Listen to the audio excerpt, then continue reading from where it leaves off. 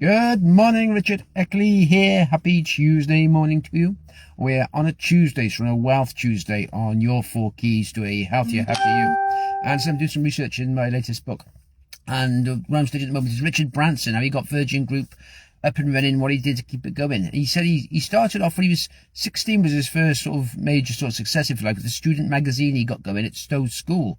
And he said he actually sort of developed the school to let people know about the Vietnam War and what was going on in politics and the school as well. This was back in the 60s. And he said at the back of the student magazine, he started to actually sell mail order records through the back of his advertising page on the back of his student magazine. And this actually then led on to developing Virgin Records.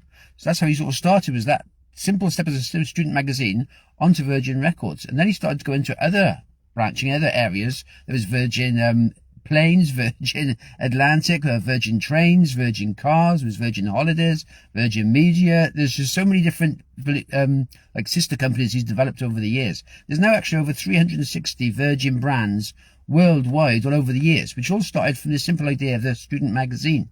But he continues to grow it. He said he had two sort of main things. He said the first thing that actually got him to do so well was his attitude of screw it, let's do it.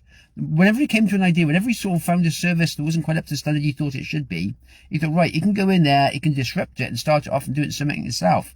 And said more often than not, most people around him told him, don't try it, don't do it, you don't know what you're doing, don't try it. But his attitude was, well, screw it, we'll do it, we'll see what happens, we'll give it a go and see what happens. This happened with Virgin Atlantic. He said he didn't have a clue about any aeroplanes. He just bought a Boeing 747 and started a company. I mean, that's just what he did. He got advice from Freddie Laker, who used to own Laker Airways back in the 60s, from 1966 to 1982, and then that went best, unfortunately.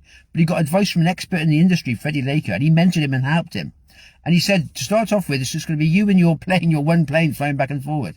But he said, the good thing is that the big companies out there, the British Airways and everything else, aren't going to pay any notice to you because you're so small, you're a startup company. They'll take no notice of you. But you can't compete with them in their advertising budgets.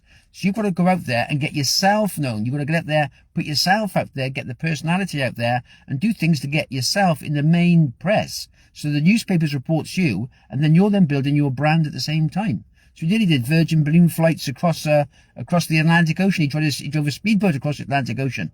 He did many things to get himself in the paper known for his personality, and there was always the Virgin logo, the Virgin brand in the background. So he always kept that there to help it. So there's two things he did. He first of all, he had the attitude of screw it, let's do it. And second of all, he got himself out there, he got press out there, he let people know what he was doing, and he kept doing it. He said sometimes he fell flat on his face, things didn't work out. There's one speedboat sank, that sunk on the first record attempt in 85. His balloon thing actually got across the Atlantic, but then sank, and he had to bail out. Him and his pilot had to bail out and just crash into the open ocean. Fortunately, got picked up by a helicopter, air sea rescue helicopter. So he was actually putting his life at risk during some of these things, but he kept doing them, kept them going, and got his name out there eventually. And the thing he said as well is his mum told him that you always miss 100% of the hits you don't take. So that's so important. It's just always keep going, keep trying for different things, seeing what you can do, see where you can get to. And that's what gets you further in the future, is moving forward. If you're sitting down just thinking about something, procrastination is the worst thing you can do. You think, oh, I'll try this. Oh, first I'll think about that and I'll think about that. If you just go out there, give it a go, do it, see what happens, learn from that experience, and then move forward, you're on yourself in a good path. And who knows, perhaps you could be the next Richard Branson with 360 companies under your belt. Who knows? There you go. Have yourself a good one. All the best for now.